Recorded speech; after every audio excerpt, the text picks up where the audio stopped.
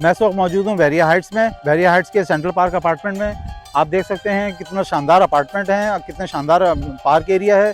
बच्चों का play area बहुत अच्छा है और सारी फैसिलिटीज़ के साथ यहाँ पे हर चीज़ मौजूद है। नीचे दुकानें हैं, ग्राउंड प्लस 9 की बिल्डिंग्स हैं ये।